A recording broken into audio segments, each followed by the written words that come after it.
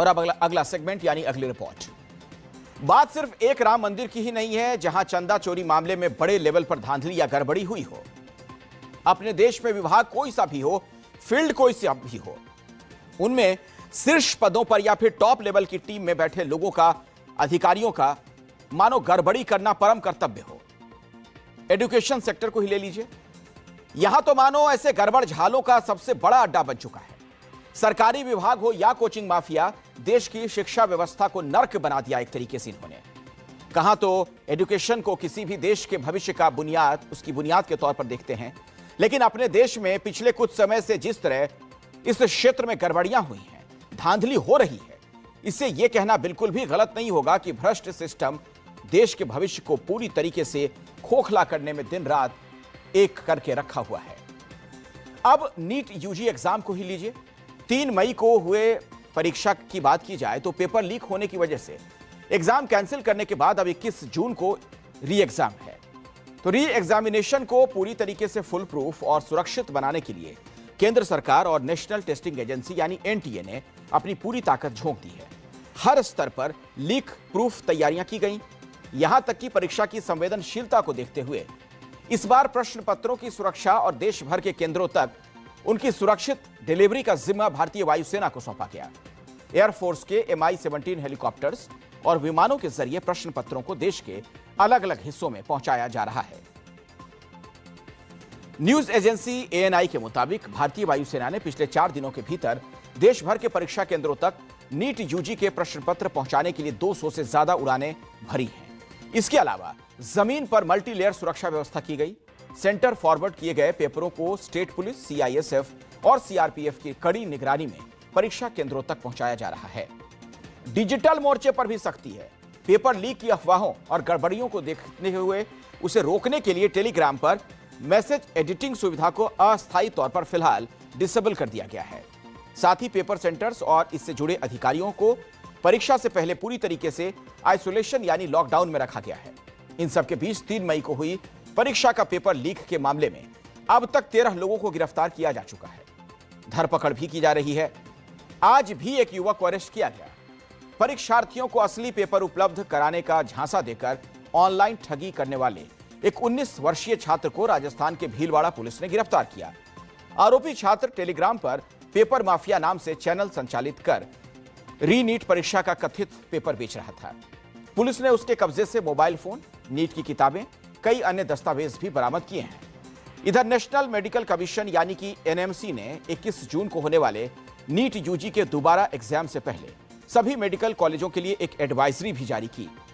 तो कॉलेजों को निर्देश दिया गया है कि वो सतर्क रहें, एग्जाम की निष्पक्षता बनाए रखने के लिए खास मामलों को छोड़कर किसी को भी 2020-21 जून को छुट्टी ना दें। यही नहीं, केंद्रीय शिक्षा मंत्री धर्मेंद्र प्रधान री एग्जाम की तैयारियों का जायजा लेने के लिए हाई लेवल समीक्षा बैठक भी कर चुके हैं। तो कुल मिलाकर देखा जाए तो इस री एग्जाम के लिए केंद्र के शिक्षा मंत्रालय से लेकर गृह, रक्षा और स्वास्थ्य मंत्रालय तक एड़ी चोटी का लोग जोर लगा रहे हैं। बताया तो यह जा रहा है कि खुद प्रधानमंत्री मोदी भी इस पर पैनी नजर बनाए हुए हैं, क्योंकि इस बार सिर्फ एग्जाम नहीं बल्कि सरकार की प्रतिष्ठा का भी सवाल है। हालांकि इन सब के बावजूद छात्रों को एडमिट कार्ड डाउनलोड करने के लिए भी काफी मशक्कत करनी पड़ी है। इस तरह की खबरें आ रही हैं। कई अभ्यर्थियों का आरोप यह है कि 2-2 दिनों तक कोशिश करने के बाद तब जाकर वो एडमिट कार्ड डाउनलोड कर पाए हैं। यानी टेक्निकल गड़बड़ियां अभी से शुरू हो चुकी हैं। उधर लोकसभा में नेता प्रतिपक्ष राहुल गांधी नीट मामले में लगातार सरकार पर हमलावर हैं।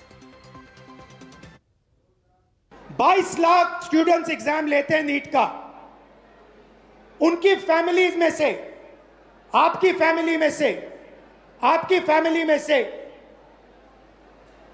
1.32 लाख करोड़ रुपए हर साल लिए जाते हैं।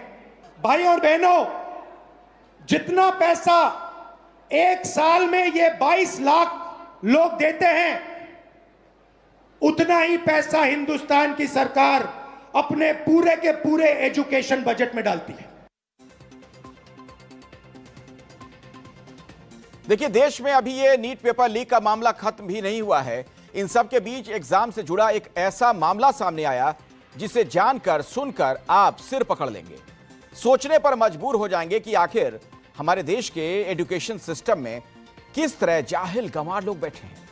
हमने भी जब यह खबर देखी, हम भी यह सोचने पर मजबूर हो गए कि आखिर शिक्षा व्यवस्था में ऐसे लोग कैसे और क्यों भरे हैं जिन्हें क्वेश्चन पेपर और आंसर शीट में फर्क तक मालूम नहीं। 2 दिन पहले ही 17 जून को राहुल गांधी राजस्थान के कोटा में थे। यहां उन्होंने नीट की तैयारी कर रहे छात्रों से मुलाकात की थी। लेकिन कौन जानता था कि जिस प्रदेश में जाकर राहुल गांधी नीट के बहाने सरकार की परीक्षा व्यवस्था पर सवाल उठा रहे हैं, उसी प्रदेश में उसी दिन हुई एक यूनिवर्सिटी की परीक्षा राजस्थान समेत केंद्र की बीजेपी सरकार और पूरे शिक्षा व्यवस्था का मजाक बनाकर रख देगी। यह मामला राजस्थान यूनिवर्सिटी का है। यहां एमए की परीक्षा में इतनी बड़ी गड़बड़ी, या फिर यूं कह लीजिए कि परीक्षा कराने वालों ने इतनी बड़ी बेवकूफी की जिसकी कल्पना करना भी मुश्किल है। दरअसल मंगलवार यानी 17 जून को एमए समाजशास्त्र के द्वितीय सेमेस्टर की परीक्षा आयोजित की गई थी। इस परीक्षा के लिए करीब 300 विद्यार्थी पंजीकृत थे। परीक्षार्थी समय पर सेंटर पर पहुंचे, क्वेश्चन पेपर का इंतजार करने लगे। परीक्षा केंद्रों पर बैठे छात्रों को जब प्रश्न पत्र मिला और जैसे ही उन्होंने इसे खोला, सब दंग रह गए, हैरान रह गए, क्योंकि छात्रों को प्रश्न पत्र की बजाय सीधे आंसर शीट ही थमा दी गई थी। छात्रों को जब शीट मिली, पहले उन्हें लगा कि शायद ये कोई मॉडल पेपर हो, लेकिन जल्द ही यह साफ हो गया कि यह आधिकारिक आंसर शीट यानी उत्तर कुंजी है, जो सामान्यतः परीक्षा खत्म होने के बाद जारी की जाती है। अब इसके बाद तो छात्रों ने विरोध जताते हुए परीक्षा देने से इनकार कर दिया। छात्रों की माने तो यह वैसा था जैसे मानो परीक्षा शुरू होने से पहले ही उसका रिजल्ट घोषित कर दिया गया हो। विवाद बढ़ता देख विश्वविद्यालय प्रशासन ने परीक्षा को तत्काल प्रभाव से रद्द कर दिया। अब एमए समाजशास्त्र द्वितीय सेमेस्टर की परीक्षा 27 जून को दोबारा आयोजित की जाएगी।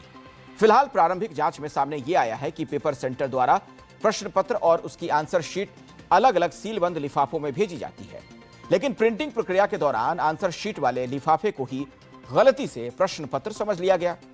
उसी की छपाई कर सीलबंद पैकेट परीक्षा केंद्रों पर भेज दिए गए। अब चूंकि यह परीक्षा शुरू होने तक लिफाफे नहीं खोले जाते, इसीलिए यह गड़बड़ी समय रहते पकड़ में नहीं आ सकी। छात्रों का आरोप यह है कि इतनी बड़ी लापरवाही से विश्वविद्यालय की विश्वसनीयता प्रभावित हुई है। ये यूनिवर्सिटी का स्तर है, ये कॉपियां देख लो सर। ये कॉपियां इन्होंने एग्जाम में भर दी थी, फिर इनको पता चलता है क्वेश्चन शीट की जगह आंसर शीट आई है, फिर इनको खाली एग्जाम कैंसिल करना पड़ रहा है। ये स्तर हो गया राजस्थान यूनिवर्सिटी का, सबसे बड़ी यूनिवर्सिटी है। खैर, देश में यह कोई पहला मामला तो है नहीं। ना जाने कितने ऐसे एग्जाम्स हुए हैं जिसमें कुछ ना कुछ गड़बड़ी जरूर हुई, कई धांधलियां सामने आई। तो आपको इसी साल हुए कुछ परीक्षाओं का हाल हम बता देते हैं। अभी 5 दिन पहले ही बिहार की राजधानी पटना में स्थित पाटलिपुत्र रेलवे स्टेशन पर बिहार कांस्टेबल परीक्षा देने के लिए जा रहे परीक्षार्थियों ने जमकर बवाल काटा था।